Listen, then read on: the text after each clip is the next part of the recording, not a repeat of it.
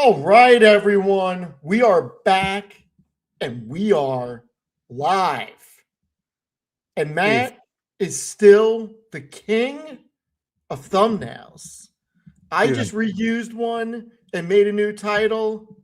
Matt, can you show off your beautiful thumbnail, please, to everybody who hasn't seen it?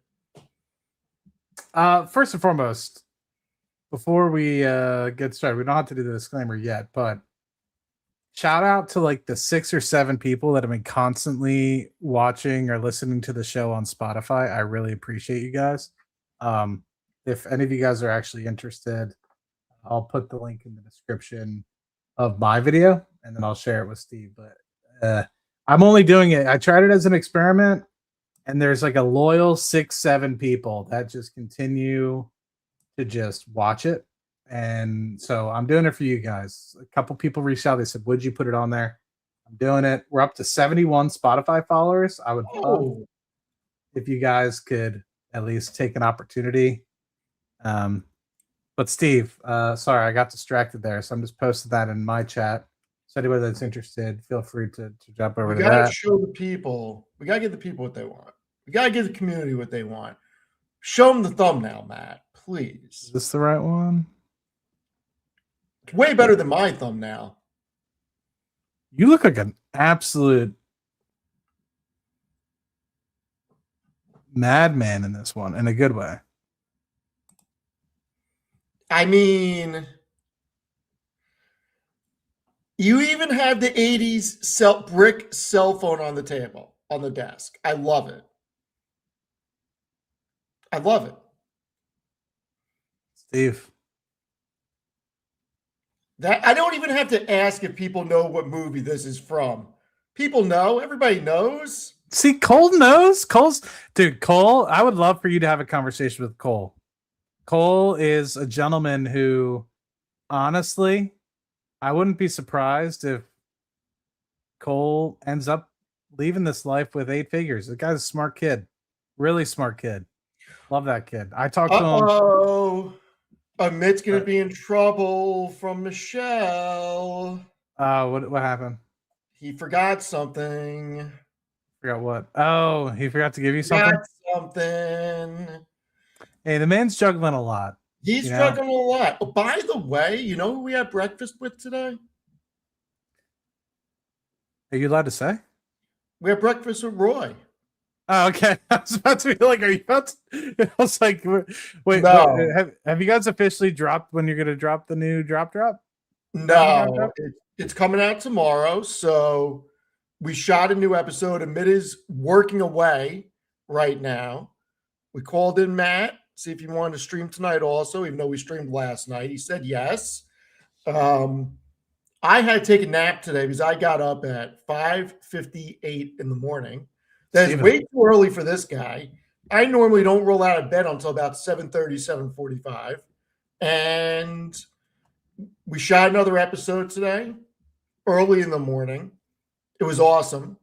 Congratulations, man. Big thank you to the guest. The guest was incredible. And nobody's going to trick me into saying that Amit told everybody who it is, because I know he didn't. So, we'll come out tomorrow. And because of Matt's thumbnail, some people crack open beers. I crack open blueberry pomegranate. The mango's good too. A mango is slamming. So before we go on, I know you're going to do the disclaimer, but because Amit's in the chat, I want him to hear this as well.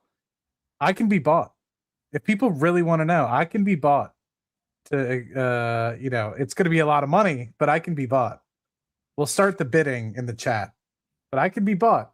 When I see a number, it has to enter my Zelle before I release it. So just so you know, you can't just start throwing out numbers and be like, oh, I'm just going to throw $1 billion out there. It has to enter my account. 1 billion enters Matty's Zelle to his checking, and I'll release it. But otherwise, I'm keeping it on the DL. I'm excited for you guys. It's a really, I'm really excited. So we're not financial advisors. We have no idea what we're talking about. Please do your own due diligence.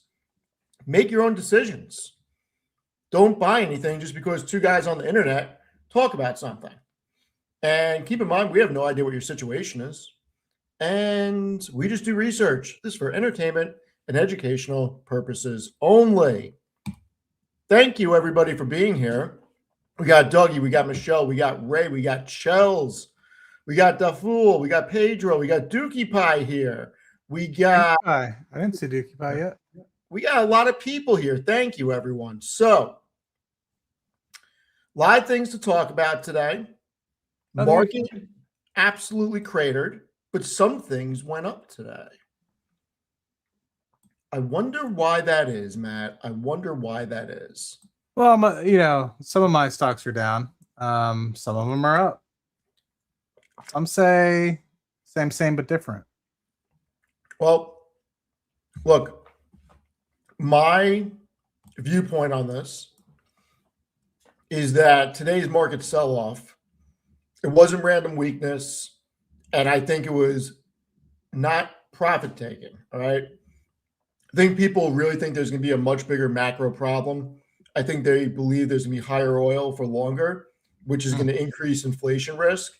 And the Federal Reserve may not have the flexibility to cut rates as quickly as the market wants. And I think that's starting to be priced in right now. And we saw oil, WTI get to around 80 today. It's starting to pull back a little bit. So we got to see what happens. But this needs to end overseas sooner than later. Yeah, I'm trying to see what the real is, right? So for people that are listening, there's the futures prices, right? So there's the front month price, which is what Steve's kind of talking about, of $78 to $80 a barrel, West Texas Intermediate. But then there's the how are people pricing the forecast, right? So going out in time, you know, is it something where it's still going to stay 78 in the coming months, or are they pricing that it's going to go back to reality? I'm kind of curious. I'm trying to find a good site that I trust. I mean, Steve, they still kind of only have it up above 70 until the midsummer, and then after summer, it just kind of tanks back to the 60s again. So I'm on Trading Economics. I'm seeing, because I think this is real time because it's moving right now. Crude or WTI is just under 79. You got Brent almost 84. They've pulled back a little bit. Nat gas is still under 3. Gasoline still under 275. But oil at these levels is not good. We know that. And right now, in my opinion, okay, I'm not the smartest, not the sharpest. The biggest driver is energy at the moment. I think the market's really looking at the possibility of a wider regional conflict. And they're just asking the question about what happens if energy supply is disrupted. So it's real fears around the Strait of Hormuz. And I don't know. I think my original assessment is it's going to be over in a week. That week is not up. I don't think that this pulls into next week. I really don't. I'm staying on that term right now. If it's not finished tomorrow, I think something's going to happen over the weekend where come Monday, Tuesday, this gets alleviated and we see WTI back in the low 70s. I think that the 60s was too low for it anyway. But I mean, going back to the geopolitical stuff, I mean, I don't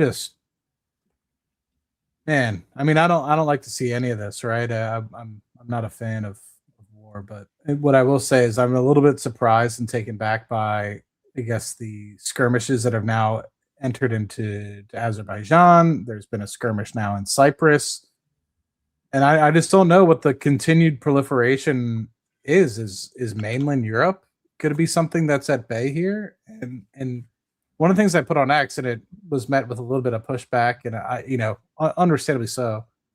It's like it seems like, I go back and forth to what is going on because I'm trying to understand, and I'm not trying to say, whether I'm for or against, but what I'm thinking now, whether or not this is true, and I'm not trying to spread any FUD or propaganda. This is just my perception of it. is it seems like a likelihood that the United States got some sort of intelligence that would have assumed that one, I mean, obviously Iran was going for nuclear weapons, and that's been the case for decades now. But two, that there was likelihood some sort of attacks planned, whether it was an attack on Israel, whether it was an attack on other nations in the region. And people are like, oh, but they're only attacking regions that have US bases. Like, well, they're starting to attack other nations that don't have US bases, and Azerbaijan and Cyprus and many others. So, you know, to me, and people were starting to give me a lot of pushback. I'm like, well, when Russia invaded Ukraine, Ukraine didn't start attacking Turkey. Ukraine didn't start attacking Poland. To me, like I said, I'm not a geopolitical guy. It's tough for me to understand really what's going on. It's been going on for decades at this point, since the 70s, that this Iranian conflict has kind of been starting, and now it's kind of coming to a head, at least in recent times. I don't know. I don't know what to think, and I think, unfortunately, when it comes to the energy prices, which is what keeps the world going, heats our homes, allows us to travel, it's unfortunately a byproduct of what's going on with the skirmish that's going on in the Middle East. So I don't know what the answer is. It's tough. Yeah, I mean, look, nobody knows what the answer is. Nobody knows what's going to happen tomorrow, the next day. At some point, 1+1 has to equal 2. At some point, if this doesn't get resolved, the most powerful nation in the Middle East is going to get squeezed. I don't think we see that.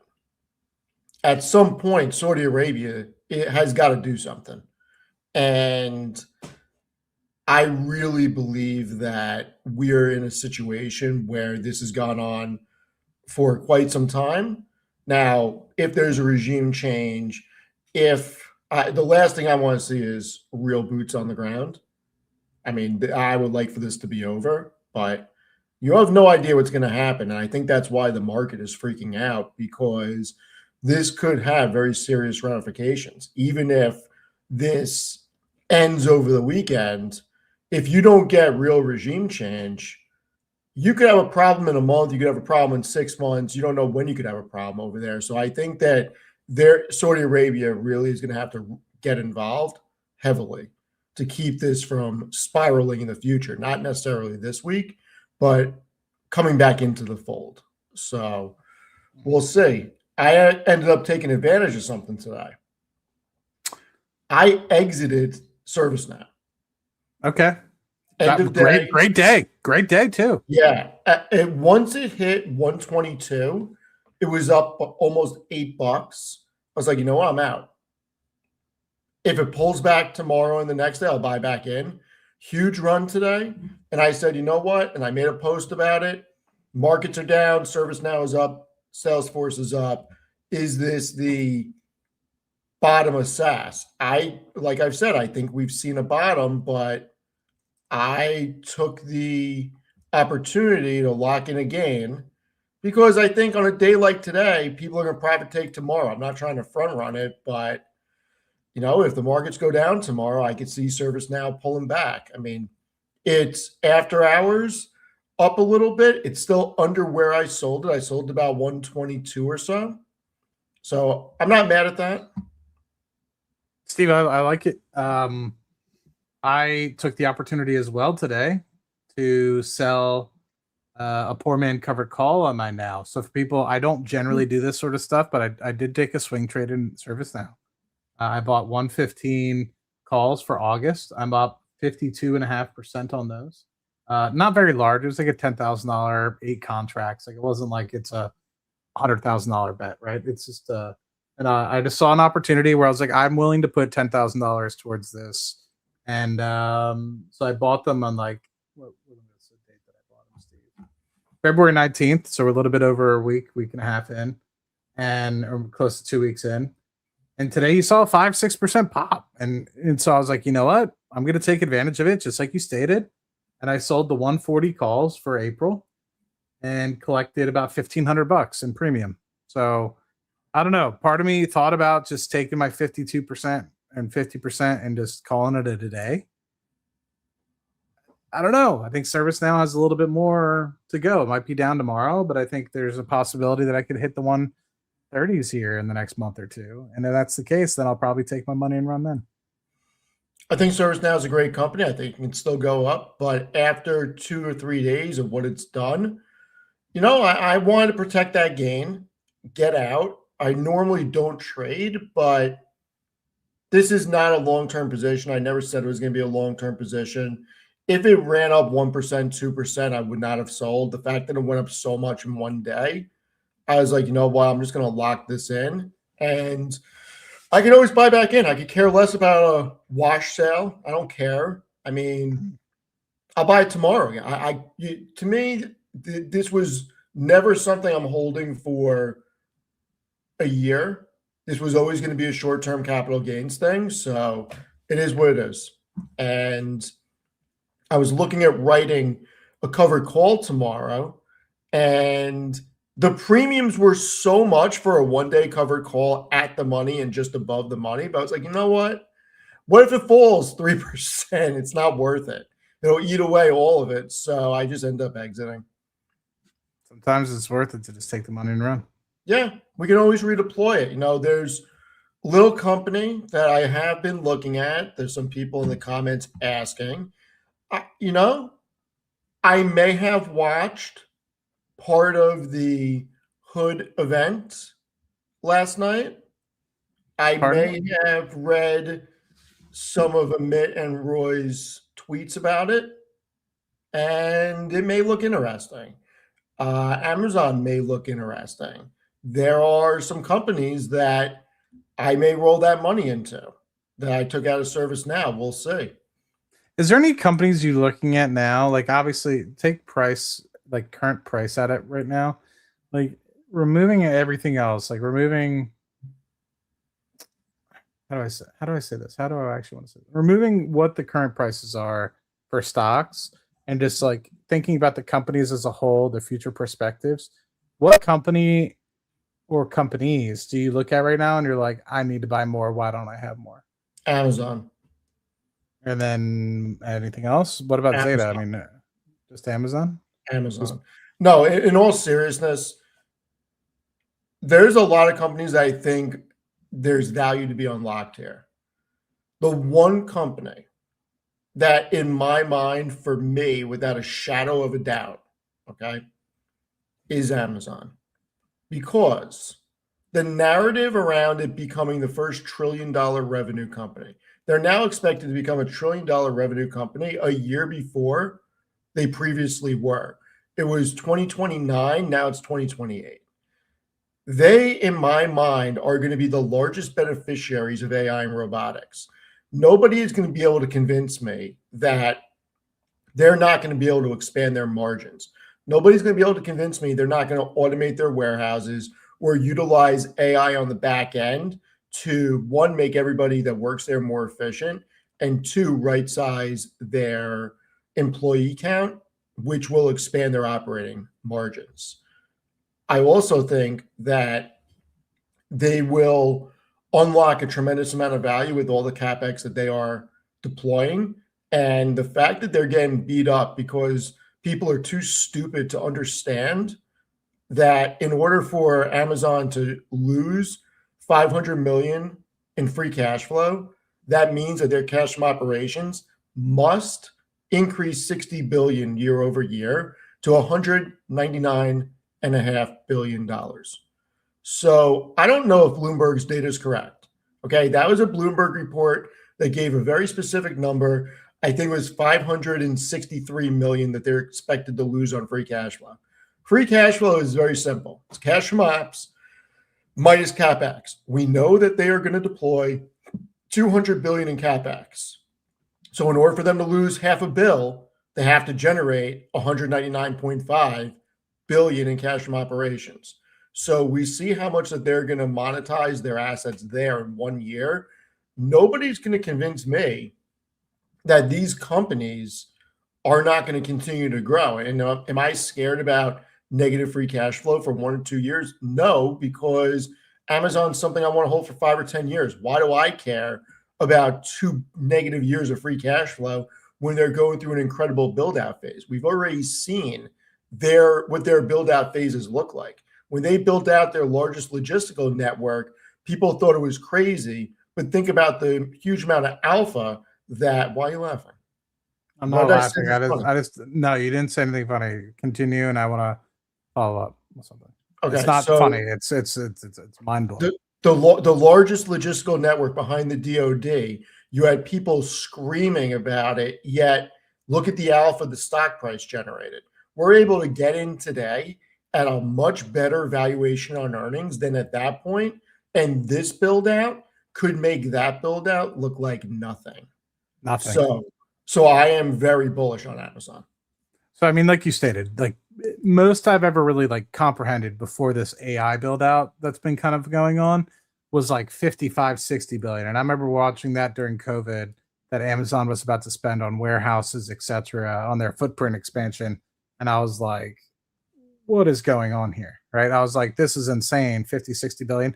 And keep in mind, I work for a large company. We have a lot of capex. And I'm like trying to understand. I'm like, based off of looking at that and then comparing it to something that is 20 times as large, you know what I mean? Like, I'm just like trying to comprehend like what is going on here. So let me ask a question for you, Steve, because you're smart.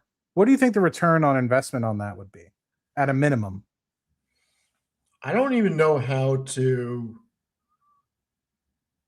backdoor my way into those numbers because so I like the way Microsoft reports numbers. I don't love the way Amazon reports because I don't know how much of AWS is simply from cloud versus AI. Okay. So I don't know how to backdoor my way into it. Whereas Microsoft gives you intelligent cloud, they give you a lot of different data points. So I'm not sure. I mean, you got to say 25% return on Yeah, capital. I would think if they're going to this extent, that the ROI is going to be massive. And I don't know what massive really means. But the reason I say massive, it's not just a number on the cash from ops line, it's also productivity on operating expenses. I mean, when you actually go through the income statement, and I will bring it up, this is why and look, there's other ones. If I didn't have, and I have a much larger position in NVIDIA than Amazon. If I did not have as large of a position in NVIDIA as I have, I would be buying more NVIDIA. So I just want to be very clear about that. But so the reason why I asked, Steve, and the reason why like you really are you laughing right now? I wrote a number in. So we already know 200 billion. It's kind of where potentially they're heading, right? I was thinking it's going to be closer to 150, but 200 billion, let's just say, really does happen. Imagine they do get a 25% return, and it's going to take time, right? You can't just invest 200 and get 50 billion next year, right? Like it takes time for this 200 billion to digest, but eventually, let's just say, over the course of say 5 years after the fact, so the next 3 years, let's just say they do invest 600 billion over the next 3 years. Multiply that by 25%, Steve. It's $150 billion. They're currently making cash from operations of $150 billion. So you mean to tell me just in these next 3 years alone, they're going to take and grow double the amount that they've grown since 96 to now? Over the last 30 years, they're now going to do that in 3? Yeah, they could. Like that is like what, that's why I put my head in my hands, because I was like, holy shit, that could actually happen. It's a massive number. And the other thing that's a massive number, their SG&A, selling general and administrative expenses, has gone up from 2022 to 2025 by $30 billion. You're telling me that through robotics and AI, they can't get this number down to $100 billion? I mean, come on. And what happens if they do? That's $67 billion that drops right to operating income. I mean, this is after their cost of goods. Cost of goods is up here. I'm not expecting cost of goods, cost of revenue to decline. I'm expecting SG&A to significantly decline over the next 5 years. Well, That's the hidden number people can I aren't just run looking some at. numbers? Can I run some numbers really quick? So Yeah. 116.5. Sorry, why did that happen? The period didn't get in. 116.5 for 2021. Can you scroll up? What's the revenue in 2021? 469. 469.82. So that's 25%. So SG&A was 25% before. And we're looking at 716. So what's the SG&A? 167. Go ahead, 20%.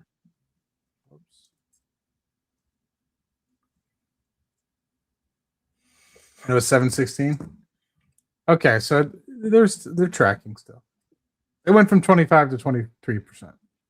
I mean, they have such a large opportunity on the expense side, which will drop directly to operating income.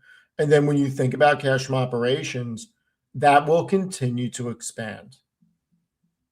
There's a direct correlation, and I was talking about it today on a show that I went on. It'll be out next week. The correlation from investing in capex to the output in cash from operations and EBITDA, we're seeing it across the board. I mean, can Amazon double their cash from ops? Yeah, they can. And it won't shock me at all because they've done it already.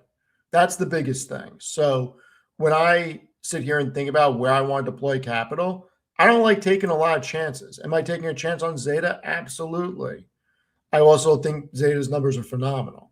But for the long term, Amazon, Meta, Microsoft. I love Alphabet. The more I think about it, the more I think about it, I'm like, why don't I have more Amazon? I mean, Matt, this is the cold hard truth about Amazon. Okay, in 2021, their cash from operations was $61 billion. Their cash from operations in 2025 was 131. So over a 4-year period, it increased by 116%. They've already shown that they can double in 4 years their cash from operations.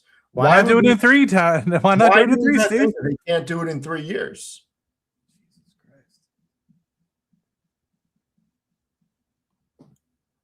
I'd actually that might be a good thing for me to look at is how frequently, like, is there compound annual growth rate? I'm sorry, I'm looking at capex. I'm sorry.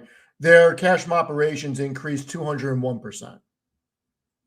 So sorry. Over 4 years? 4 years, yeah. Cash from ops was 46 billion and went to 139 billion.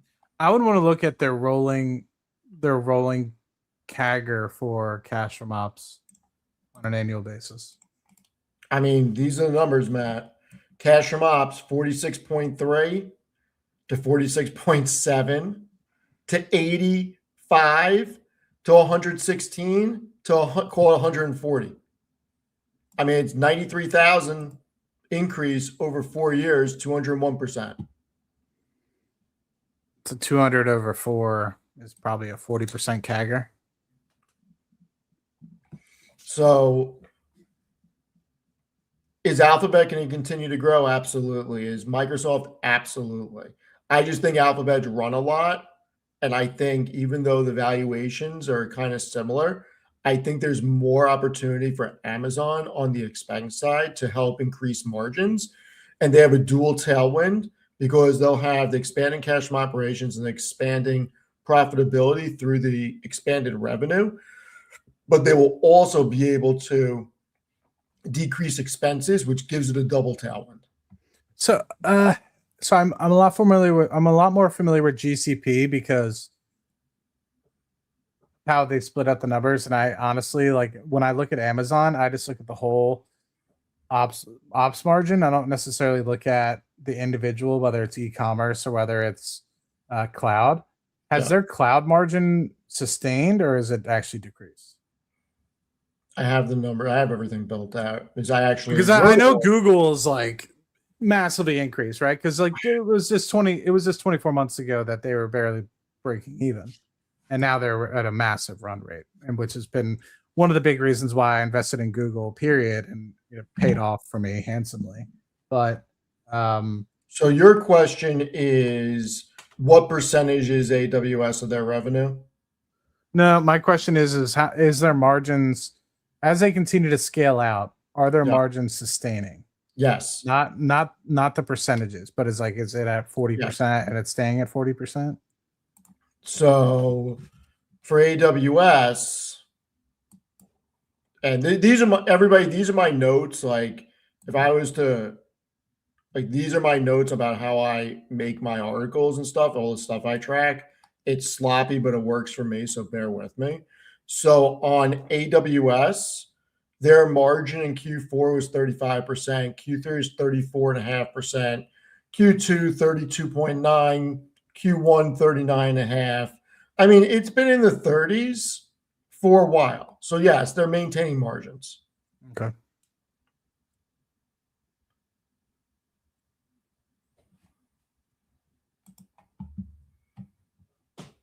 And that's the big thing. If they're maintaining margins and growing revenue, that's just more profitability. Just insanity. So, yeah, I don't want to talk about Amazon for 5 hours, even though I could, but to me, it's the clearest winner. And I think the disrespect that it's being shown is criminal. So we'll see what happens. I think Microsoft's a great investment here for the long term. I mean, why are we going to sit here and think that people that have never worked at these companies, that have never worked in technology, that were crying about the Dow at 10,000, crying about the Dow at 30, crying at the Dow about 50, they'll be crying when it hits 75. Why are we letting that influence anybody's decision? Like selling off these companies to me, and I don't want to say too much about the conversation because I think today's conversation on the second show I did today was very good. And we touched all these areas. And the idea that people are selling these companies off because of the capex spend it breaks my brain. Just like when Tevis is not in the right position on StreamYard, it just breaks my brain because who else is going to compete with these companies? Who else can deploy 150 to 200 billion in a single year of capex? There's 6 companies that can do that, and one of them is not. Okay, Apple has stayed out of the fight. There's only 6 companies that can really think about doing that, and they are Apple, who is not, Microsoft, Alphabet, Amazon, Meta, and Oracle. No other companies can come in and drop that money. IBM can't. Cisco can't. None of them can. So can I ask a question about next week because Oracle reports? Yes, you can. I want to get to Netflix, so let's remember this. Yeah, I'm curious. Somebody asked me about Netflix today. I'm not as educated as you. Where is it at, by the way? Lena just said it's over 100. I'm an idiot. Wow. Well, I'm glad I answered the way that my buddy.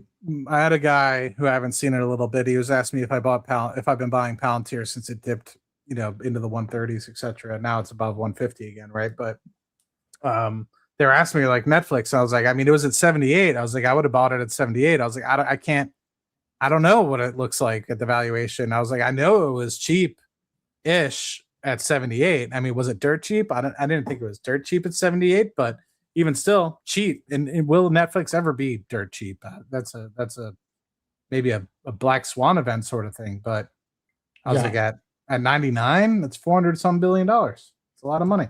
Well, I should have bought Netflix in the 70s when I said it was going to rebound, but you did say that. Get to what was your other thing that you want to talk about before we go to Netflix? So are we out of these woods yet, or do you think that there's with respect to SaaS being a problem, everybody being down right now on all this capex spend because we literally have Oracle next week?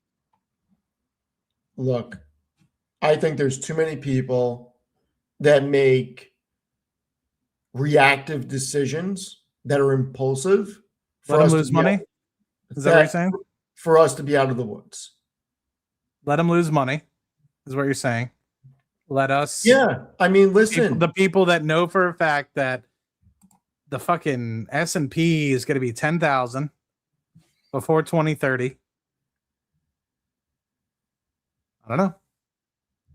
Dude, S&P is going to be 15 grand by 2035, Steve. Okay, hold on a sec. I'm going to answer your question. What the hell is this? Did you, Light or something? dude, Chamath? Did you see what he said today? No. Was it a YouTube You video? know how he got into a fight with somebody on X about his social capital stuff? And he made that remark about you generated capital losses. Did you see that whole exchange? Was it recently or? Yeah, it was recently. No, I did not. Oh my God. So, all right, the short version is that Chamath was talking about something, and this guy said that he lost a lot of money in Chamath's things, and Chamath made a out. And look, I happen to like Chamath a lot. He made a remark that you generated capital losses, and it may not have been the best remark, right? Because look, for Chamath, generating capital loss is great because you don't need to pay that money to taxes. He's a multi-billionaire, et cetera, et cetera. Not everybody's in that position. So I just went to X to look for something, and he says, this guy clapped at me. I clapped back. We then spoke. So I funded his two daughters' college accounts. I hope the kids become better investors than their dad, but in all seriousness, I also think he was very mature in how he internalized our conversation onwards. That's Pretty like, good. I mean, Chamath, I'll get in an argument with you if you want to fund some stuff for me. You're like, I got enough you. I mean, I'll argue with you. I mean, I actually kind of like a lot of people think like he's a businessman. Yeah. He's a businessman. We wouldn't be talking about SoFi. I mean, maybe SoFi, but he gave capital to SoFi, and SoFi is at where it's at now. He gave capital to Virgin Galactic, and they fucking burned it. Like, I don't know. Like, you can't help everything just because you become a private investment or public investment in private equity, whatever the hell PIPE stands for, doesn't mean that the people that you give that money to will steward the capital as appropriate as you think. You can't win every single one. So let's go back to what you wanted to talk about. Dear Chamath. First Burry, then all AI investors, now Chamath. Scorched earth. Scorched earth. Anyway, proceed, Matt. Apparently I'm showing my ass, Steve. I don't know. Proceed, please. No, I think next week I'm with you. I think I interpreted what you said, that you think that there's likely to be volatility next week associated with Oracle reporting, and it could be an opportunity to pick up more. I don't know. I'm shook of Oracle. I really am, because they're the ones that don't have a strong balance sheet. They're in tremendous debt. Do they have cash flow? Yeah, but it's not nearly enough. Can they fund their debt? Yes, for the time being. Will they be able to? Yeah, the street's looking at so much additional revenue from Oracle. Let's see how the numbers look right now at Oracle, because the street is expecting so much growth out of them that they miss. Is that what you're thinking? No, I mean, look, they're expecting them to report, when they report tomorrow, a 16% year over year increase. All right. Next year, grow revenue by 30%, and then accelerate to 48% the following year. And this is not two analysts. You got 39 analysts for next year, which is coming right around the corner because their fiscal year ends in Q1. And then the following year, which is really 2027, you got 31 analysts. And then after that, you have 9 analysts saying 44%. So Oracle is going to go from 67 billion of revenue to theoretically 183 billion over 3 years. That's a tremendous amount of revenue generated over a 3-year period, in addition to the increase. And then when I look at the earnings, look at this earnings spike. This year they're expected to do 734. Next year 793. Not a big spike there. And then 1078 and 1594. I mean, if that actually plays out, Oracle is so damn cheap.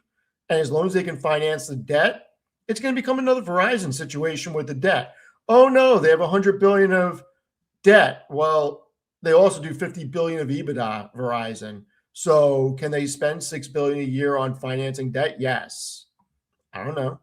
I want to see the numbers tomorrow because the balance sheet's not nearly as strong as the other hyperscalers.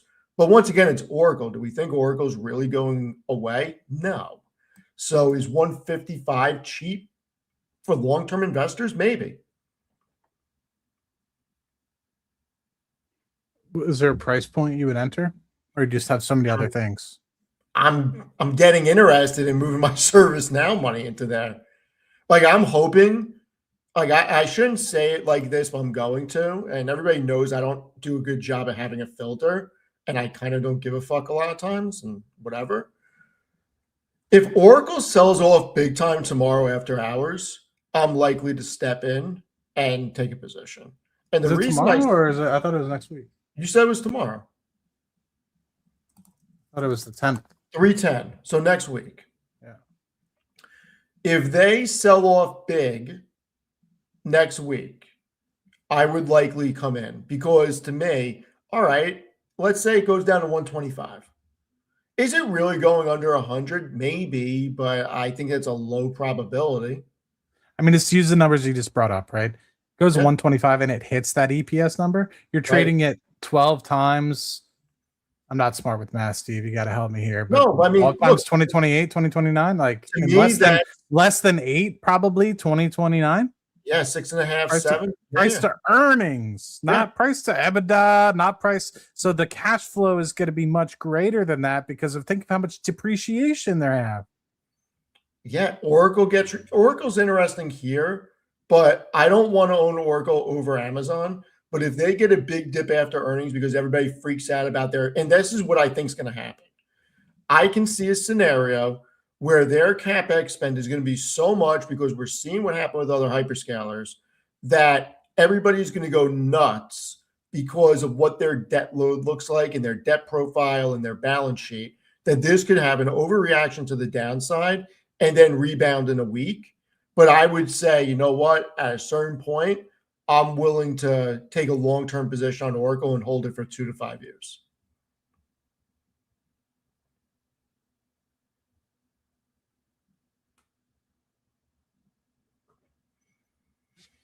I'm going to answer a question real quick. So somebody said, do you not have a cash position, Steve? Feels like your dry powder is burning a hole in your pocket. I always have a cash position. Steve better than me about that. Yeah. I keep money on the sideline for these reasons. Like I always have capital that's not invested. Yeah, you're much better than me about that. And if I need to raise capital, I can sell calls, I can exit a position.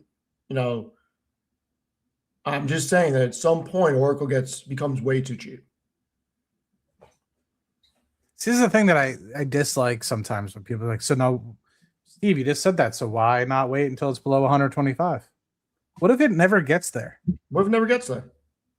This is the problem that I have. Like people are always like these, like no offense. And I don't know if you're new, you know, I'm not trying to call you out specifically, but I see that all the time. Sometimes if you think about it, if a stock you honestly think, let's just say we think that Oracle's going to go to $500 eventually. Let's just say, I haven't really thought about it, but let's just say, and you're like, it's going to hit 125, man. It's like, well, say it hits 135. Just pull the fucking trigger. Yeah. What's the difference, right? So the difference is you might have 8% more shares or whatever if you wait till it goes from one. Not even. You'd have 6 or 7% more shares if you waited for it to go from 135 to 125. But what if you don't get in at all? And it does go to 500. I see this. I've seen this happen so many times where people are so hyper focused. Now, if you're a trader or something like that, very different. But if you're talking like, oh, I'm buying it because it's eventually going to get a 500, that'd be like me saying, Steve, I don't think I'm going to buy Amazon here right now, Steve, because it's trading at what's Amazon today? Steve, I'm not going to buy Amazon, Steve, because it's at 218, 220. I'm wait till it goes below 200. And then you would ask me, you might be like, okay, Matt, but you think it's going to 1,000, right? I'd be like, yeah, it's going to 1,000. Like I'm very confident that in the next 10 years, it'll be $1,000 a share. I mean, probably before then. Look at Zeta. I started a position around $20.20. I said I'm buying 1,000 shares. I have no idea what it's going to do. I'm a buyer up to 25, and I'm a buyer down to 15. What happened? It went up to 24, and then it went down to 14.96 or so. And what did I do? I bought the entire way down. And my average price is around $17.50 or something like that. So I always say, I don't make a full position out of the gate. I get a starter position going. And then I don't care if I'm adding to a position going higher. That's the best scenario you can ask for, because it means you're making money the whole time. But you have to be willing to, if you believe in something and you have a strong thesis, you gotta be willing to dollar cost average into something. It's why I do things the way I do it. I make a range. This is my buying range. I don't care where it goes in the short term.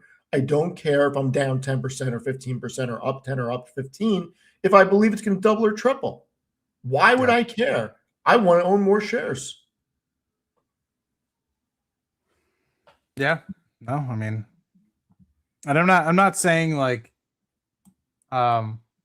just buy any stock at any price, right? I mean, right. you have to have a line, but I see so many people trying to get super greedy on some of these things, and I'm just like, at some point, just buy the stock, like, because they're going to be the same people that complain and on X being like, "Ah, oh, bro, I knew I should have pulled the trigger." And I think sometimes it's just better to be invested than not at all. Especially if you're just, you're trying to nitpick. It's like, bro, like, stop, like, get your 4X, get your 400% return. Who cares if it could have been 420%? Lock it in. That's the way I look at it. I'm not that smart, Steve. So when it comes to like, am I going to be actually outperform? I'm just like, dude, it's the market's giving me this now based off what I'm seeing. It's going to $1,000 a share from 218 to 1,000. Who cares? Yeah. No, I'm versus with you. 200 to 1,000. It's like, what am I trying to do? I'm not trying to split hairs. I'm trying to guarantee, move on to the next thing. Look, you know how I feel. If you really believe something's going to 1,000, and using Amazon's a great example because over 5 or 10 years it could. So yeah, you care about $1 or $2 on the share price. Like, you can't pick a bottom. Nobody can. I'm telling you, I've known a lot of people. Okay, known a lot of people that are investors. Okay, I've never met anybody in my life, and I'm not saying there aren't people out there. It's probably very low percentage. Jason, if he's in the chat, I haven't seen him. He would know better than me. I've never seen somebody that can pick perfect bottoms and pick perfect tops. I've never seen it. Can you get lucky once in a blue moon? Sure. Do I get lucky sometimes in the timing of articles when I have a thesis? Yes. I don't know that that's a bottom or a top, though. Mm. You know what I mean? Like, you can't accurately say this is the bottom 100%. Like, do you have a gut feeling? Did I have a gut feeling during Independence Day, the 48.30, whatever it was? Yeah, but it could have went to 4,000.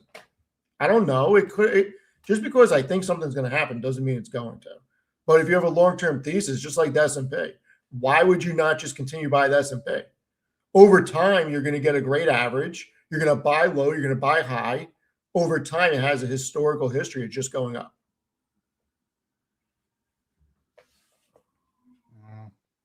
But and another piece that I wanted to iterate as well.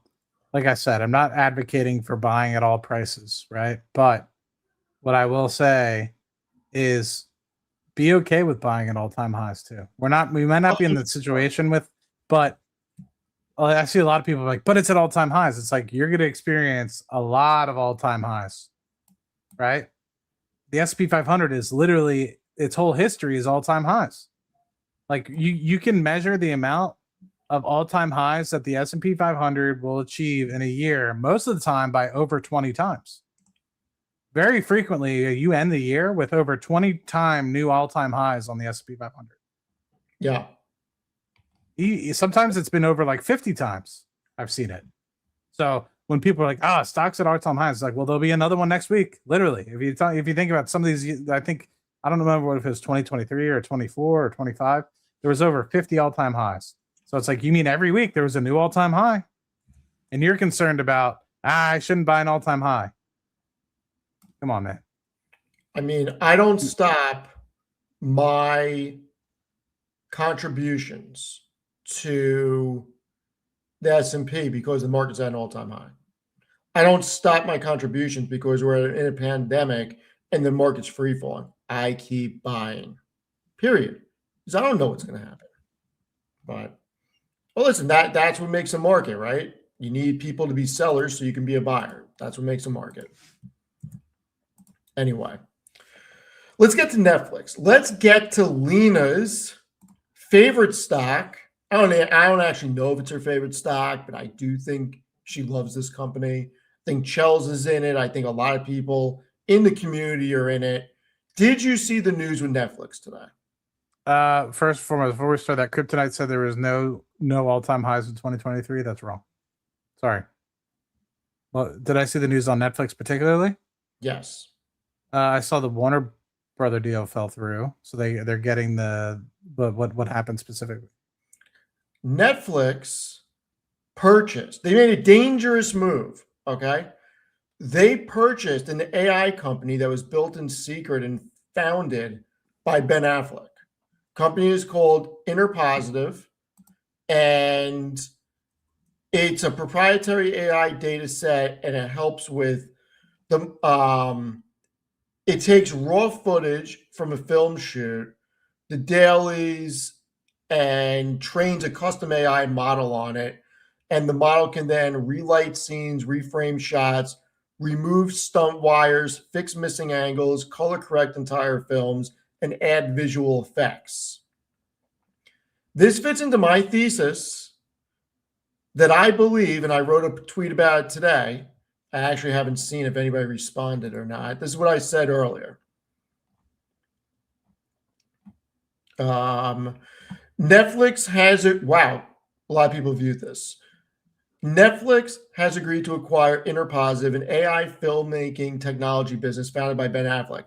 I'm so excited because as this may put us one step closer to being able to prompt screens, episodes, and seasons.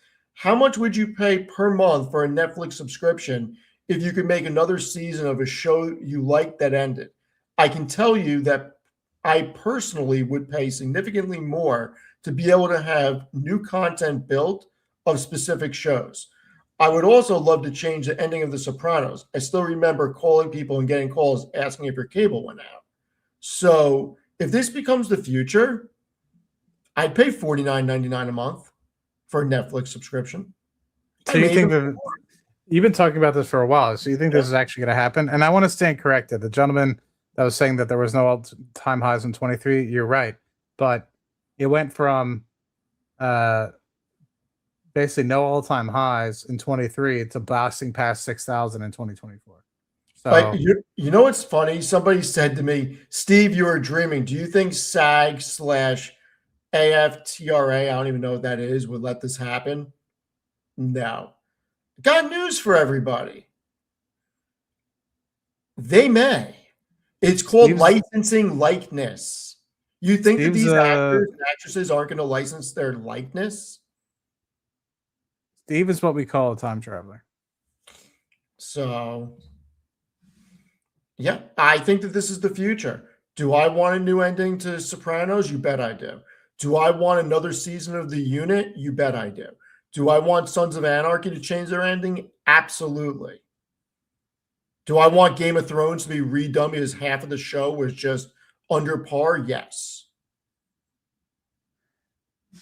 How would you change the ending to Sopranos? Oh, I certainly wouldn't have a white fuzzy screen and make everybody think their cable went out. First and foremost, it was black, but the Was it so I black don't or know, was it fuzzy? It went fuzzy, right? Steven, Was it black? Whatever it was.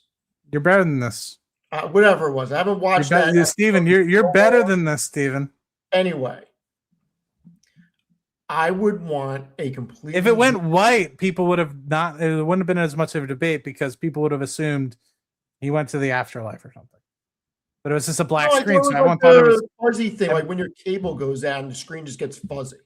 No, that's just the intro of every HBO show. No, I gotta find a back in the day thing, like when you whatever.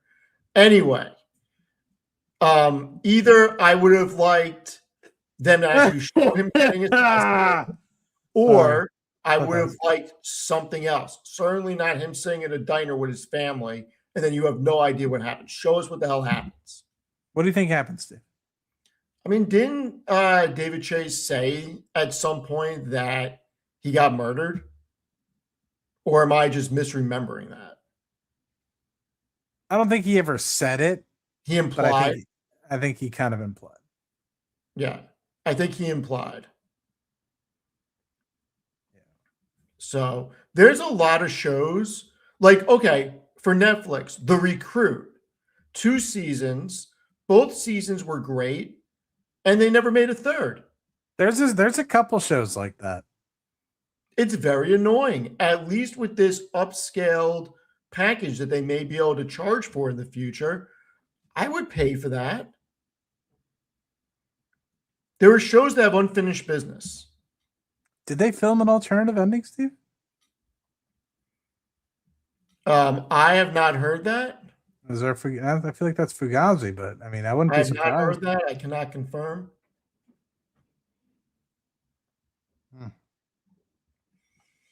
I'll never forget. Apparently, I forget what the name of the therapist is in real life. Dr. Melfi? Yeah. Well, I forget what her actor's name is, but Dr. Melfi and apparently Jim Gandolfini were watching it together, and they were both like, what? Anyway. Yeah, I don't know. Yeah, a lot of people liked Firefly. I don't know. Yeah, so that's interesting. So how much was this deal? You mentioned it. They didn't say how much it was, but it was a big deal because of what they can do. And I think that Netflix is going to run back to 115, 120. I can definitely see it happening. I think they're better off without Warner Brothers because at the end of the day, how much is this Warner Brothers deal really worth in the age of AI?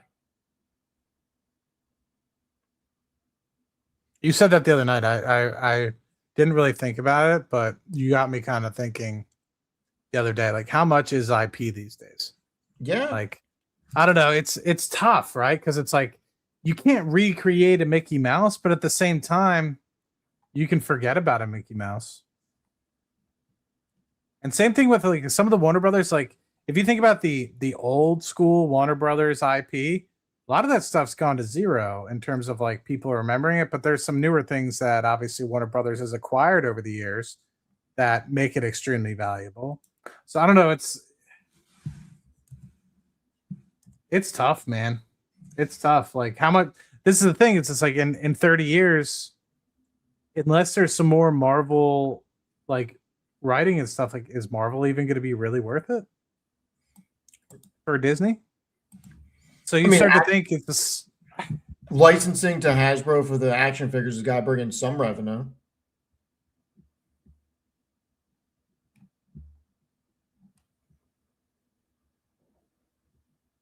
I don't know. Oh, okay. I thought that for some reason I thought that they just bought Ben Affleck's thing for $2.8 billion. That was the walkaway money. I was like, God damn! It was like the 2.8. Wouldn't suck. I mean, Good for Affleck. I mean, I think some of these actors, man, they do a good job. I mean, granted, I'm sure being actors, they get to meet the people that are financing some of these movies. They get to meet a lot of really intelligent business people. So, yeah, I don't know. I think Netflix is very interesting here. I think it's a better company without the Warner Brothers. I think Warner Brothers got too expensive, and they basically just made several $billion to do a bunch of due diligence work and pay a bunch of lawyers and bankers. So even if they had to pay $500 million in legal fees and consultant fees, they're still walking away with billions in profit for doing basically nothing.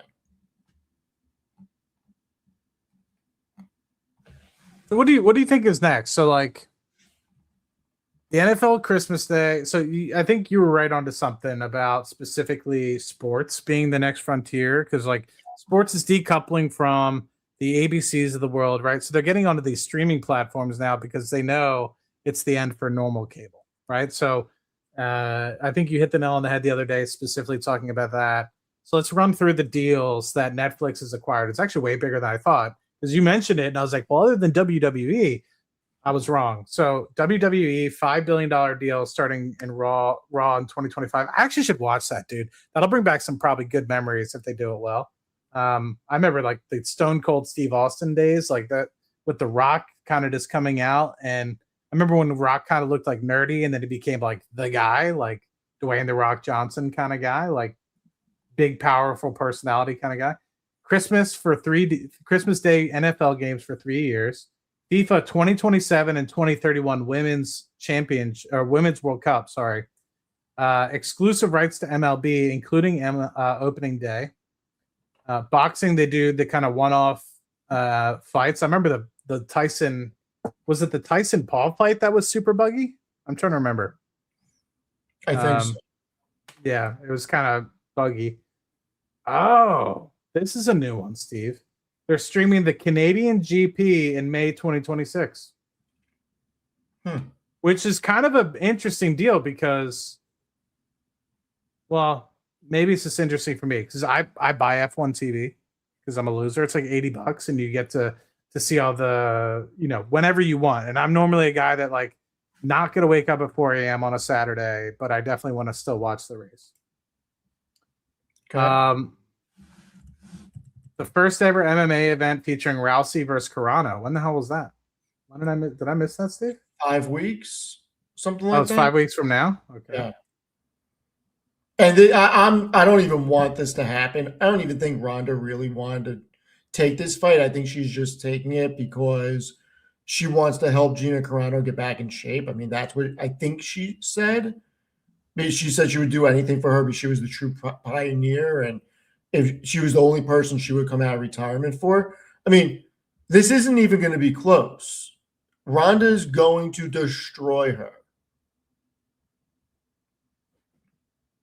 Rousey's a wild chick, dude. This is not going to be Holly Holmes outboxing her and then hitting her with a left roundhouse to the head. Look, Gina Carano's Muay Thai. She could definitely catch her. I think the reality is more Ronda looks great. I saw some training footage of her, and she's a Olympian in judo. Is she really? Yeah, bronze medal Olympian in judo. Okay. I read her book. You know what her mom used to make her do? Nah. So she had an autobiography. I read it. So she would go to practice and she broke her toe and she wanted to stop practice. And her mom made her run laps on a broken toe. And so her mom was a black belt in judo, like ton of very highly decorated judo practitioner. And she said, if you break the toe in Olympics, that's your only shot. Start running.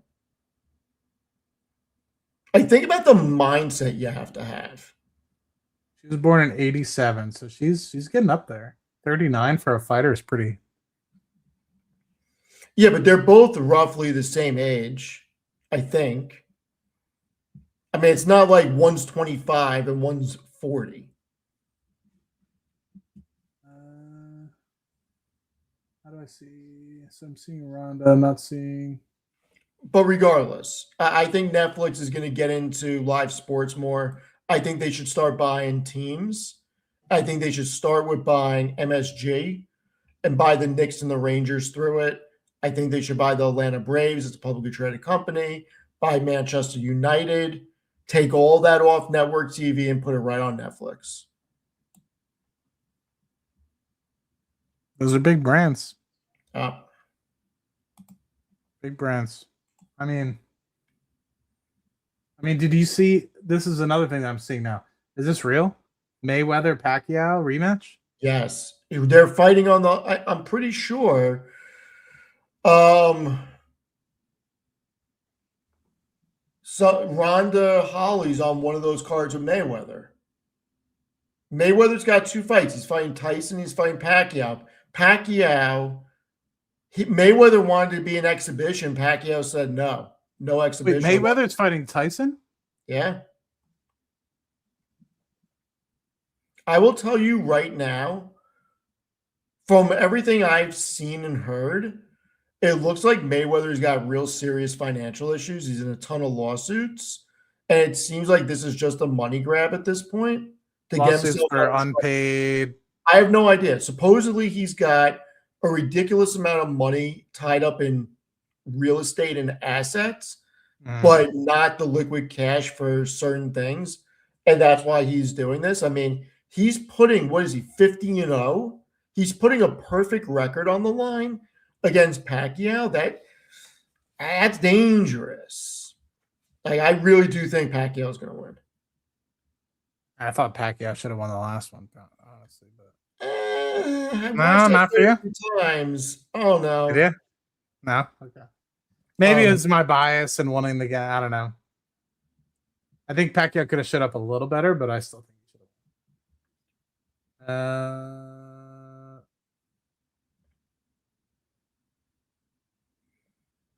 Congo location. They were going to do it in the Congo.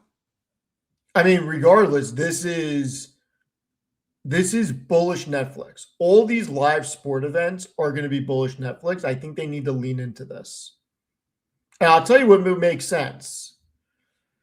And I don't know if they can do this. Go buy TKO.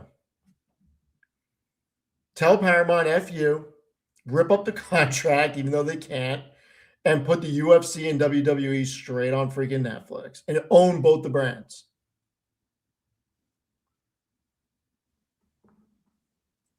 You know what I think they actually should do, Steve?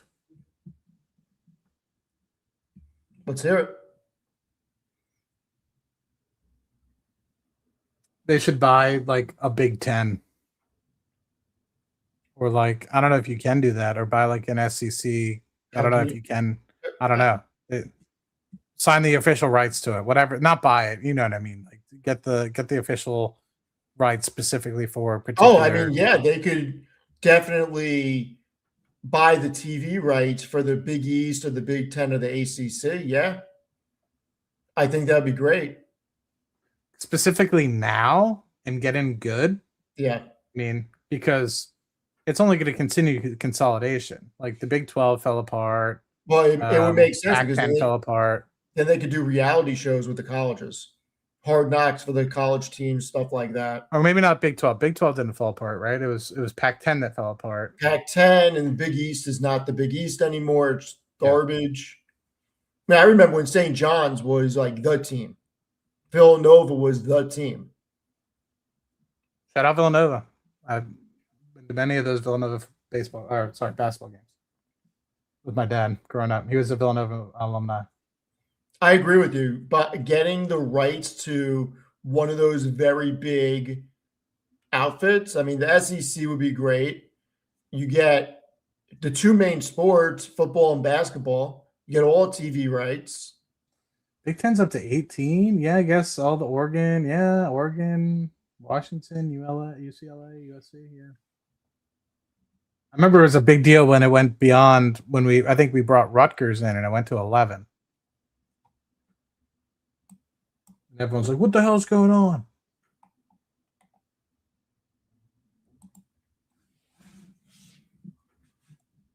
I don't know, Steve. Then I'm curious. I mean, I don't know. $400 billion company, though. I mean, but I don't know. I mean, you think about it. If you get cricket, you get, like you said, soccer, internet, football, actual football. Yeah. Some real revenue there. Yeah. So can I ask a stupid question, Steve? So what are we missing, man? So we got AI, we got robotics, we got the data center piece. QXO, man. 10 years time, construction's not going away. QXO. Home builders. I mean, you're going to see more building as rates come down. I'll tell you, I was buying more Starwood last week. I think people are really sleeping. Starwood at a 10.78% yield. Get out of here. You're not wrong. I mean, I don't know if you just pulled it out of my head, Steve, but I don't know if I was thinking about that yesterday or 2 days ago. Because I'm luckily I every year I get a bonus, and I was thinking about that, and I was starting to do some math, and I was thinking, because it was in the 18s, right? And so it's like it's 48 cents every quarter for a dividend, so just under $2. So I was like, so that's like $1.92, I think I said, and I was like, it's 18, so I was like, it's over 10%. I'm like, I mean, quality assets. You just plow it back in every quarter. But it's ordinary dividends or ordinary income, right? So what? You're making money. Why do you care about what your tax rate's going to be on it? You're legitimately making money. I never understand that when people go down that road. I hate paying taxes, but I love paying taxes, because if I'm not paying taxes, that means I'm not making money. Well, I'm just trying to think. I don't know. I'm like, not that I need. Let me give you some stats. So Starwood's board just authorized a $400 million buyback program of its shares and convertible notes over the next year. On the earnings call, management discussed how 2026 will be another robust year for originations, which will consist of 1.9 billion of unfunded commitments and produce additional earnings. In 2025, Starwood deployed 12.7 billion of capital, with 4.25 billion in Q4, which brought their total underappreciated assets to 30.7 billion. I'm sorry. This company is so disrespected because of the sector it's in. Barry Sternlich is one of the best CEOs in the game, and it's got more than a decade of paying this dividend through the pandemic, through the high inflation, through the banking crisis. Never once has it not paid or cut the dividend.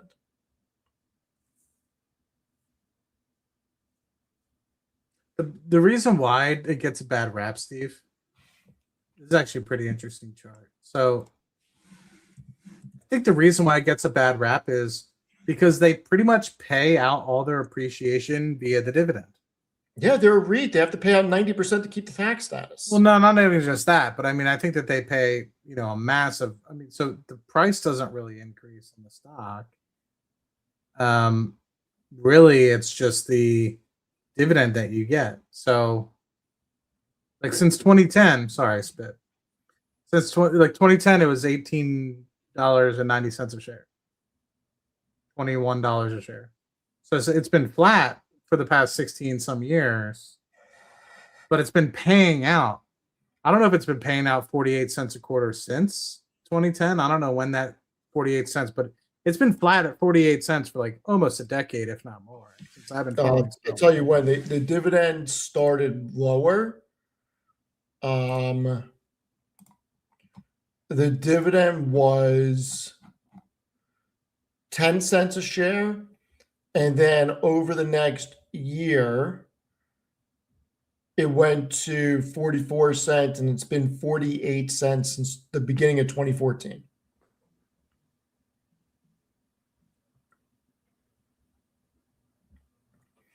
If you want income, like, look, Starwood's not going to 40. No. Okay. It's not going to 40. You're going to get your dividend every quarter like clockwork. I mean, dude, if you're a retiree and you're let's just say you're one of those people that somehow is getting that, because what is it now? What do you not pay taxes up to, Steve? Now that we have the new standard deduction, 40? is it 40? And you start 40 paying married, taxes? I think. At what point do you start paying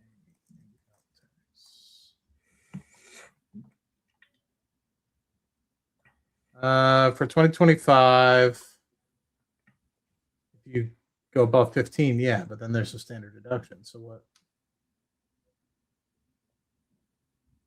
Basically, yes.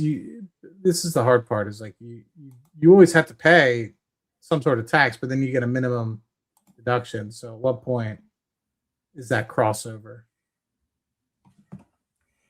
And people are always confused by this. Like, singles 46,000. There's a lot of companies right now that are very interesting for a lower rate environment. And the other aspect of Starwood is as rates come down, their properties should increase in value. That should make their assets increase, should make their book value increase, which should drive the share price a little higher. There's a lot of things set up for this.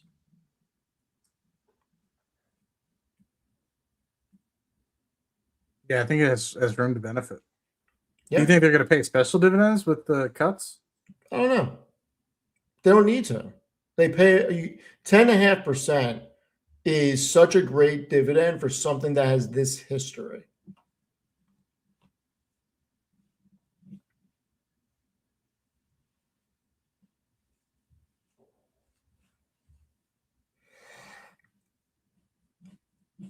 Kind of household.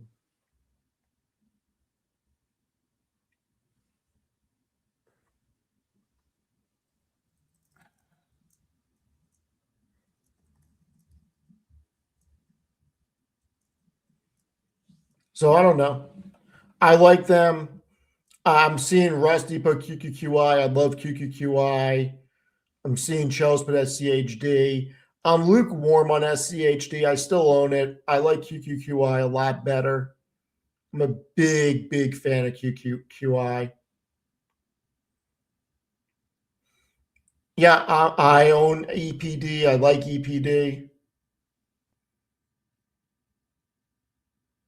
The thing is, so one thing that I wish somebody told me to do is when I was like 10 years ago, when I was really first getting into this, is read the prospectus. Like, because I don't think people fully understand. Sometimes they just jump to conclusions. They see that it says QQQ, and then they're like, oh, it says QQQ and QQQI, so it must mean that the underlying performance is going to match, and I'm going to get this like 10% dividend, Steve. So I'm going to end up with like 25% a year.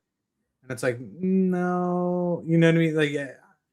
And so I had a lot of people back in 2020, 2021 when these option income ETFs started to get popular. The Jeppies of the world, the QYLDs, and etc.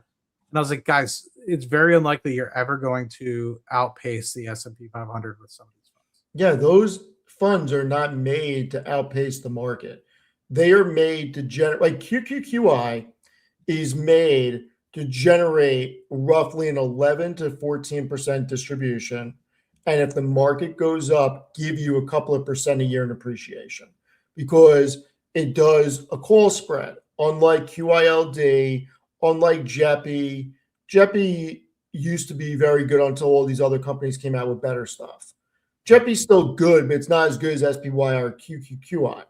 So they write, a lot of funds do a full overwrite strategy. Jeppy will buy exchange linked notes with 20% of the portfolio, leave 80% uncapped. QQQI and SPYI, they write cover calls against the index, even though they own all the underlying assets. Gives them a better tax advantage 60/40. The other thing that they do is they retain a portion of the premium and buy out of the money call options. That allows them to participate in some of the upside if the market rips. So it's a much better mousetrap than a overwrite strategy such as the Global X funds, because if the market declines a lot and then whips back the next month, an overwrite strategy, you rewrote your set of covered calls lower. So now the market rips, your fund's staying there. But with QQQI, you have the out of the money call options that helps it appreciate and rebound. No, I mean, I see these people, trying to get to a place where like, oh, this thing's going to yield 15 to 20% a year. So then I only need $1 million and I'll, $1 million and I'll be kind of 150, 200 grand a year. It's like your portfolio is going to get cut in half. Like, I'm not trying to be that guy, but at some point you're going to be so exposed to the downside and your, this is the problem. The QYLDs, XYLDs and stuff of the world, they're capped to the upside and they're exposed entirely as the S&P 500 just the same to the downside. So it's not a collared ETF, right, where they buy puts or anything like that. So what ends up happening is your money gets cut in half at a black swan event, 30% or something during Liberation Day, and then because it's capped on the return, if it goes up 5-6% in a month, it's not going to be able to capture all that.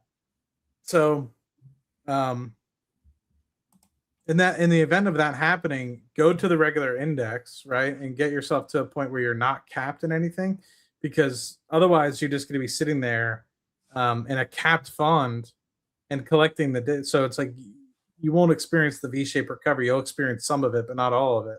But as always, the thing that I'm most concerned about with respect to the prospectus is a lot of times people are trialing and error things. I get that. I understand that. You're trying to learn the market. You're trying to make informed decisions. So you're throwing a little money, sprinkling money there, here, there, yeah, everywhere. The prospectus, I think, will help a lot of people understand whether or not, and this is if you have a strong sense of plan as to what you're doing with your financials. If you sit there and you're like, oh, I have a strong sense that this is what I want to do, that's what I want to do with my capital, and you read your prospectus and you're like, what do you mean it's a, I don't know, triple leverage, this, that, and the other?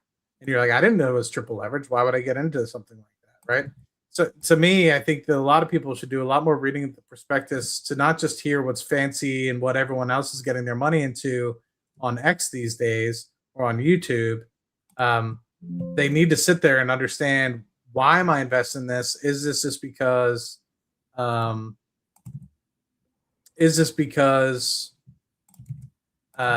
on YouTube was talking about it? Like, remember all those yield max funds that everybody was touting about and now nobody's talking about them?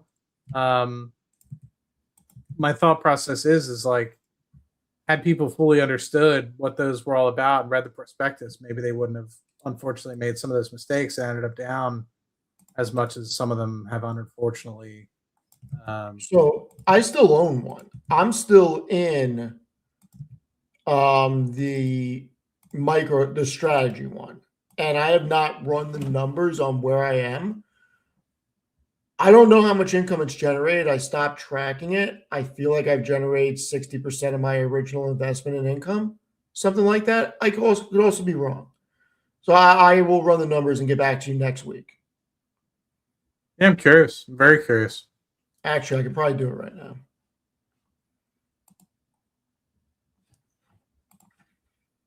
And I'm not saying that cover call ETFs are bad.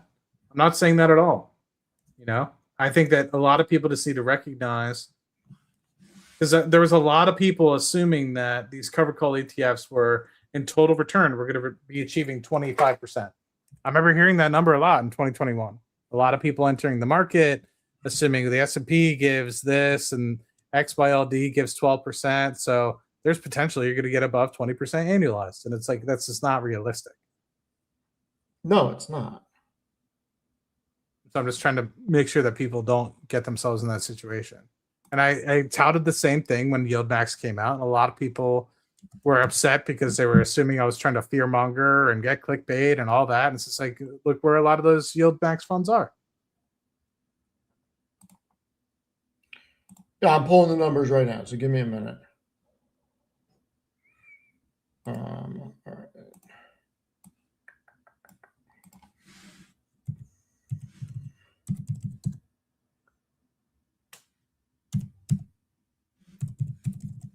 Look, and I don't think BM&R is a bad trade either. There's some people talking about how BM&R, it's like, I think BM&R is great as well, but I didn't think at the price that it was people were going for, at the time I stood out, and now I'm a shareholder and I wouldn't mind trying to accumulate. And I think it still potentially has risk. I'm not saying it's riskless, but I just thought the end of the crypto cycle was long in the tooth, and I just happened to be on the right side of that. I'm not saying it's some sort of oracle or anything like that, but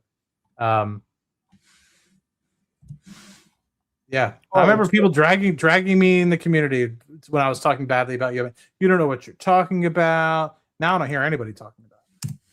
Well, this is what I said. I said that I was going to buy it. I understand the risk. I understand what it does. I wrote 2 articles about it. I said that it creates a synthetic position. It does not own the stock. And by creating a synthetic position, it allows Misty or the other ones to buy more options on it and create more spreads. Because they're not buying it in share blocks, they're doing the spreads off the options. So I don't know how many shares I bought, but I am down. On a capital appreciation, I am down 63.98% on the equity. But I have generated 47.64% in distribution, so it's a little less than I originally thought. And my current position, when I look at the distribution income and what the equity is currently worth, I am down 16.5% on it. Eventually, I'll get my money back. Eventually, I will be made whole. And eventually, it will make me money. And I think I bought it June of last year. I don't think it's been a year yet. Steve. You have to, with those things, you have to be willing to sit through the pain and the downturn. Like, you can't own these high income things and get scared when it goes down. Like, you're buying it for the income. You're not buying it for capital appreciation.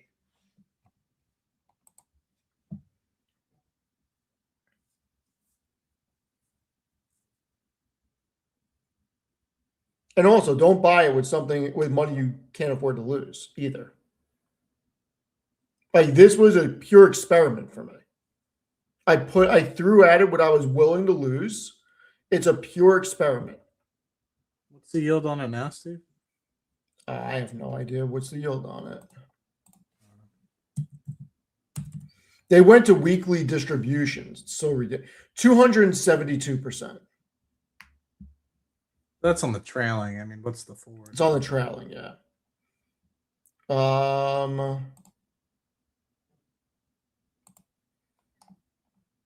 last dividend was 35 cents. So let's say they do that every week going forward. 18.2. Oh, no, 70% yield. Hold on.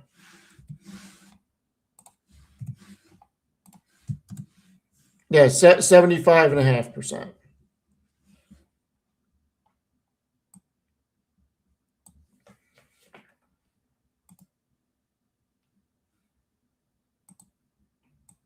I'd be curious to see if you end up. As long as it doesn't go under, I'm going to end up because I can afford to hold it indefinitely. Like, I don't have to sell. It's not like I'm getting stopped out of a position. So I'm gonna make my money back as long as the fund is still there. The question is, once I get that remaining capital out, am I just gonna hold the underlying equity and keep letting it produce income or not? I don't know. The yield is not nearly as interesting as it once was.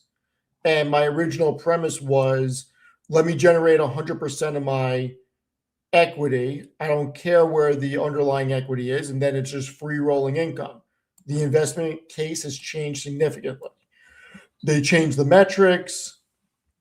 Bitcoin is down, Microstrategy is down, and this investment is just not working out. So once I'm made whole, I'll make a decision on what I want to do.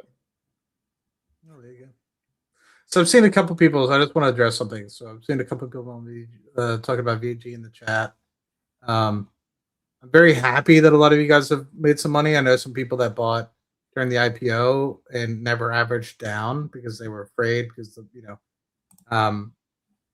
I personally have always been in VG because I know that it's going to be over $100 billion company, and I thought it was very easy. Turned out to be very difficult to get there, but I thought it was going to be easy because I thought people would see what we're seeing now in 2026 and we'll be seeing in 2027. Keeping in mind the stock literally went IPO in January 25, so it's not like I was like, oh, in 15 years it's going to be. It's not like a next decade where I'm like, you have to wait. I mean, this company has been producing income since day one. Since 2022, it's been producing income, and they went public in January 25. So I thought the market would have priced in things that are going to happen in 26 and 27. They did not. And so I would not fault people for taking profit here if they're up, whatever percentage. Congratulations. But I also think that there's potential for this thing to go over $100 billion market cap without any sort of thinking about buybacks, etc. That's a 3x from here.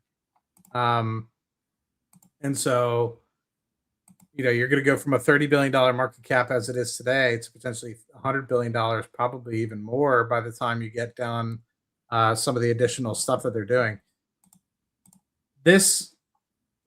So it really just depends. So people wanting to know my thought, if you're a trader and you're not trying to wait and you're afraid the stock's going to back down to $6 or $7, I would say take your money and run. There's all likelihood that this stock could go below $10 again. Just being point blank on it.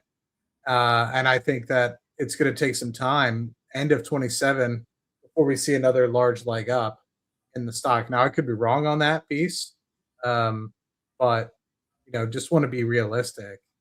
And for the people that are hanging out on Next, no revenue has been generated yet. So I'm anticipating the next 18 months. That'll be a very interesting ride. And the floor will start to come in on Next starting in 18 months or so. So different stock, different sort of stock, different similar industry, but different position, right? Venture Global was where Next Decade is back in like 2019, so like 5-6 years ago. So you just have to recognize what you're getting yourself into. Just because Matt Money's buying a stock doesn't mean it's right for you. You kind of have to have your own. Like, oh, that sounds like a cool, interesting position, but doesn't really fit into my wheelhouse or doesn't really fit into like XYZ. It's okay to say, you know what, Matt? Like, just how like I give Steve shit about Rocklet, but like I like it wasn't his thing. Like, I get it. Like, I'm not, I can poke fun, but like I'm not gonna be like, dude, I can't believe you're an idiot. Like, blah blah blah blah. It's like, dude, you don't understand what you don't know. Like, so there's a lot of stuff that Steve gets, like in Zeta. Like, if say Zeta goes up 200%, I hope Steve wouldn't be like, Matt, you're an absolute idiot for not investing in Zeta. It's like, dude, like, I don't know. Like, No, you make money elsewhere. Yeah, you make money elsewhere, and you also, another thing is like you can't invest in everything as well. And that's why, like, and so that's part of the love that I have with Steve is like we'll see things eye to eye sometimes. Like SL Green, I was like, this is an absolute no-brainer. And that's part of the reason why I think Steve, like, I was just like, this Chris was kind of talking to me because I've kind of know Chris from doing Palantir Weekly, and I never really knew Steve at that point. And then Chris is like, actually, I got a lot of this information from Steve, and I think it was because SL Green, I started trickling in with Steve a little bit more and like following him, and then obviously the things have kind of taken on its own. But it's like you can agree with people on certain things and not agree on others and still be right. And um, sometimes it goes back to that Warren Buffett quote of like, imagine you're a baseball player and you have 10 strikes, but you don't get caught looking, meaning like you don't have to swing the bat if you don't want to. You can just wait there all day until you find the one. And if like actually people, Buffett actually said he thinks that people would be better investors if you only had 10 swings or whatever, something like that. And you only got caught a strike if you had 10 swings and you missed all 10. But if you were able to swing and only take 10 investments your entire life, you'd probably be a better investor because you'd actually think the things through rather than just hearing it at the water cooler or hearing some random dude in Houston talk about some company. Because one, you can't buy conviction. That's something that Tanner always says, which I think is absolutely genius. I forget who he borrowed that from, but like it's so true. You can't borrow conviction. I'm in the oil and gas industry. I get it. Like I'm not a genius, I'm not an expert, but like I get it, right? In certain areas. So I can't make you sit there and understand what I know. So it might not seem like I don't know. It's, what you know, right? Like, and sometimes as well, that could be a huge issue because you might have a very focused, you might think, oh, kind of like what's the word? I don't know what the fallacy is, but it's basically if you have such a good confidence, like you might completely just think, oh, I can't possibly be wrong. I know so much about this. I know so much about that. The market will find a way to humble you regardless. So anyway.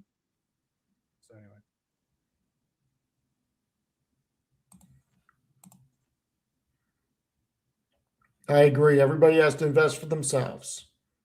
Can't own everything, even though I want to. Yes, it's like that was something I made a mistake on very early in my career investing, 10, 15 years ago now. It's so fun, Steve. Like nothing would make me happier than to just be like, Steve talking about Zeta, that looks fun. Let me buy some. And for a while it was fine because it was just a hobby. And we were talking like $100,000. Now we're talking a larger number than that. And it's like at that point, if I miss money and I'm having fun, like if I miss out on making 10 grand and I'm still having fun versus not making 10 grand and I'm not having fun, if I said that right, I'm okay losing 10 or not the opportunity cost of not having that 10 grand by investing in the right thing as long as I'm having fun. What I'm not okay with is losing 6 figures because I'm having fun but not investing in the right thing. So I once the portfolio got large enough, I was like, you know what? No more 20, 25 positions. I need to focus on what I know, focus on where I can control more. If it ever starts to feel unwieldy and I can't keep up with stuff, then I need to get rid of some positions. And so you'll see me enter some small auxiliary positions. Like I did that with SoFi, I did that with Nubank. It's not that I dislike the companies. It's just like Steve said, sometimes you just want to get rid of something and buy something that you have more conviction in. So, like his service now.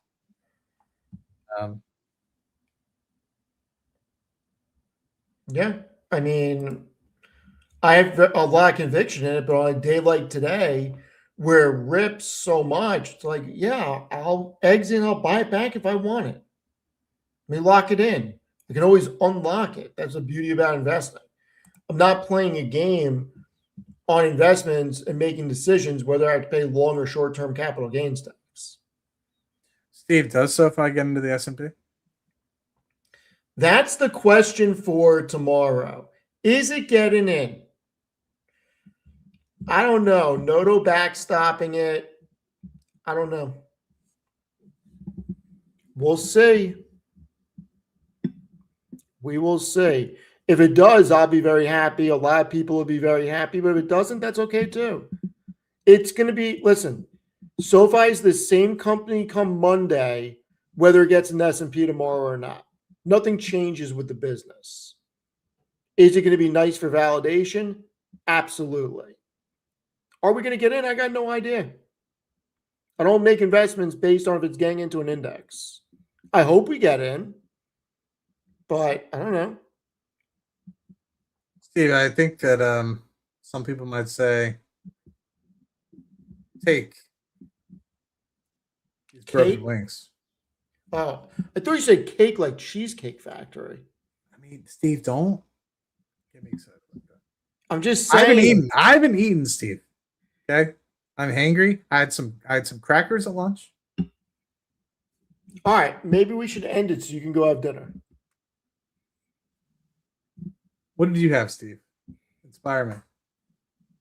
I had 200 calories worth of crackers. Chicken tenders? Ooh, honey mustard? No, Not a honey mustard guy? not a honey mustard guy. What about buffalo sauce? I get down with buffalo. Do you do chicken tendies with buffalo, or is No, covered or dipped? No ketchup today, but I am very good with hot sauce. What kind of hot sauce are we talking, Steve? I mean, Frank's or Frank's Red Hot's great. I mean, I'm good with wings hot, like very hot. I'm good. So stop starving yourself. Guys, I'm great. I'm eating once a day. I'm getting my calories. you know what? I'm not starving myself. I'm just intermittent fasting. I hate. Well, I mean, not eating until 9:40 at night is not intermittent fasting. Well, I mean, this is the thing. I got home later than I wanted. Then I watched the Rocket Lab stream. I'm just saying, intermittent fasting is like eating in a window of 12 to 8. That's intermittent fasting. Eating one meal a day. It's one meal a day. You're right. So anyway, I have had a weird craving. I hate beer. Okay, I'm not a beer person. I will drink scotch or bourbon straight like it's water. I hate beer, yet I have a craving for freaking Corona for some reason. I've had this craving for like 3 days where I'm like almost at the point where I want to walk downstairs and get a Corona. Lime or no lime? No, a lime. Have to have a lime. It's a good time. I don't know. When are you gonna come vacation with us someday, Steve? When are we going on a vacation? Me, you. Do I talk stocks? Should I break the news? I don't know what news you're breaking, so it's hard. So I officially have a real ID in my wallet. Oh, okay. And I was like, "Where is he going with this, guys?" So I was like, I officially got approved for a new passport. "Oh, there you go." And I will be able to leave the country in like 4 weeks when I get the new passport in the mail. Are you coming to Singapore, Steve? I am not going to Singapore, Matt. $2,000. No, not going to Singapore. Best premium economy. No. Is it because you don't want to see me get taken to jail for doing something, Steve? Listen, I'm not trying to go. I'm like, oh, I accidentally spit on the sidewalk, straight to jail. I'm like, shit. Yeah, no, I'm not. I saw Matt get taken off. No, I know the laws here. I'm good. Like I'm not going now. Was the shadow government surprised that you were a citizen? No, obviously I'm a freaking citizen. Steve, why are you looking at me like that? I mean, I don't know how you got the, your residence without having an ID/passport. I don't know what you're talking about. I'm just kidding. I've had an ID. But was it a real ID? Yes. Well, no, it wasn't. See, you're making me say words, and I'm not going to fall into that trap. I had a traditional driver's license. Okay, I have now upgraded to a real ID. I am not going to say the sequence of words that you want me to say. Steve, were you born here? Yes, I was. Were you born free? I was born free. Free as a bird, Matt. Steve, are you like a bird? You want to fly away? Sometimes I would like to fly away, Matt. Do you know where your home is? I am currently at my home. You realize I'm quoting a Vanessa Carlson song? I do not realize that. You know, all I have to say is this is not going to be me, okay? Philosophical investor. This is not going to be me. All right. See it, Matt?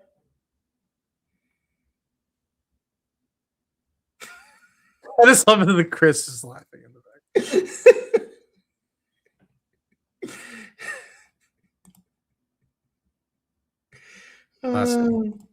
One of the funniest pictures ever.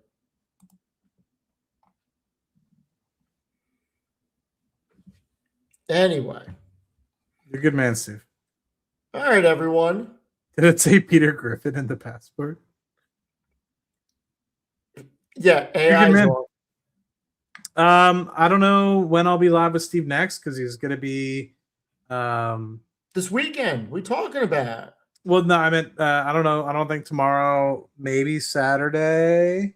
Tomorrow I'm with Roy and Tevis, and I'm on a mid-market close, and we will be announcing who the guest from Basis Points is tomorrow on the close. Over the weekend, I am planning on streaming a lot. Oh yeah. I am planning on doing nothing this weekend except working because that's all I will be doing.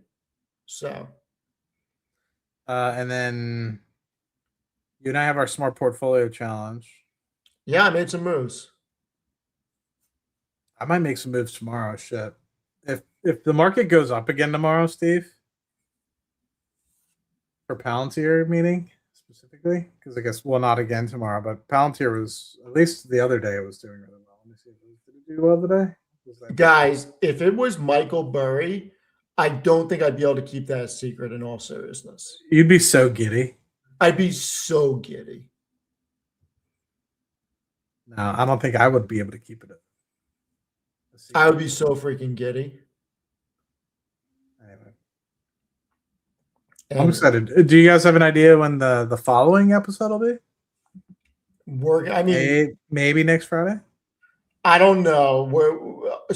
Amidst traveling, we got the meetup this month. He's got other obligations. March may be a light month. April is going to be crazy. I think we have 4 or 5 already booked for April. It's tough, man, because it's not one of those things like some of these things when you're talking about certain topics, it's like they're timely. So it's like you can't just, you know what I mean? Like some of them are timely, some of it isn't. So it's like, oh yeah, we did this a month ago. Then it's kind of like, man, it ruins some of the. So anyway.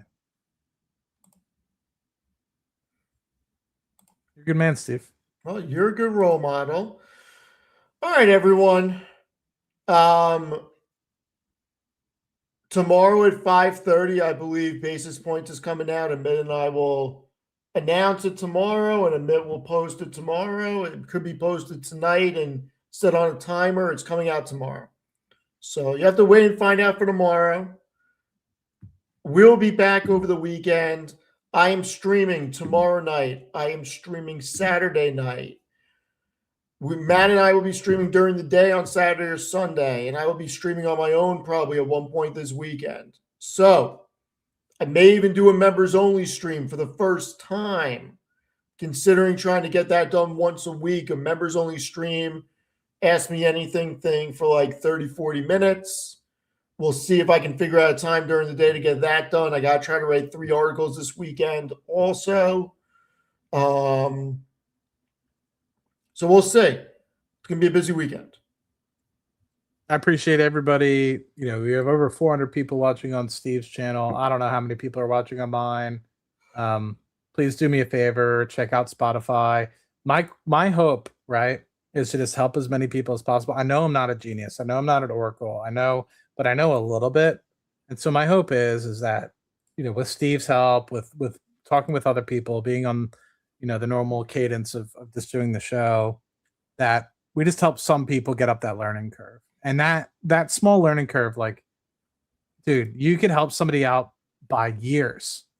So think about how much potential value. I don't know. Maybe you've gotten dumber listening to me, Steve. But I hope that some of you guys feel at least a little bit of value. Imagine withholding that value from other people, and just think, okay, if I could help that community get a little bit bigger, if I could help that community learn a little bit more, if I could help spread the news or at least get somebody a little bit further up that learning curve by just following me on Spotify and giving me a different lens and a different avenue for getting it out to the people, getting Steve's word out to the people, then that would be huge. And I would appreciate that, because the more that people follow, the more Spotify will actually send it out to people. And that's my hope, is to just help as many people. That's why I do it on Twitch. That's why I still do Twitch, even though I only have 106 people. Half those people are brand new people that have never heard the gospel before, let's say. The gospel. The White House gospel. The White House quant. White House quant gospel. So I'd appreciate you guys. Anything helps. All right, everyone. We're going to get going. I do not have time for the gym. I apologize. I was trying to go, but listen, I need to figure out a way to manufacture more hours in the day. I don't know how I'm going to get that done. Got to figure it out.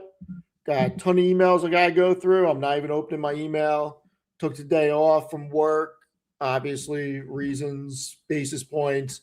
Johnson and Randall hedge fund did a show with me. I'll be on their channel next week. We pre-recorded today. So tomorrow's going to be a busy day. It's going to be a busy weekend. But you know what? It's worth it. You're the man, Steve. I really appreciate you, brother. All right, everyone. Have a great night. Hopefully shit in the Middle East gets strained out. Hopefully the markets are green tomorrow.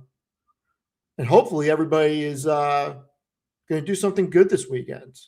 And yeah, get out there. Enjoy your life. Saturday night, if you're not doing anything, I will be live. I might go Saturday, depending on what happens with Rocket Lab Weekly. Maddie might need to go get a baked good. And listen, if Maddie goes and gets a baked good on Saturday, maybe I will go to the bakery and get a baked good on Saturday. Maybe we can have them on stream on Saturday night. Are we doing like a cookie baked good? Or are we doing like cakes? I mean, I'm not so much a cake guy. I prefer pie, but you know. Okay. I may have a problem.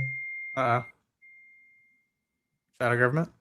No. No? That sounds like a big problem. Oh, I may have a problem. Those are not the texts you want to get. The what? These are not the texts you want to get from Amit at 9:53 at night. Good. So, all right, everyone. You're the man, Steve. I got to call Amit. Yeah, I got to call. My sister's calling me. I got to go.